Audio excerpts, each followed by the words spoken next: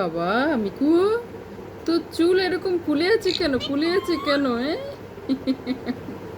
Miku, Miku, Miku, কি ব্যাপার? এত শান্ত কেন মিকু তুই? কি হয়েছে? মাথা এত ফুলা কেন মিকুর? কি হয়েছে? ওরে বাবা, তো রাগ কেন মিকু? আমি তো মা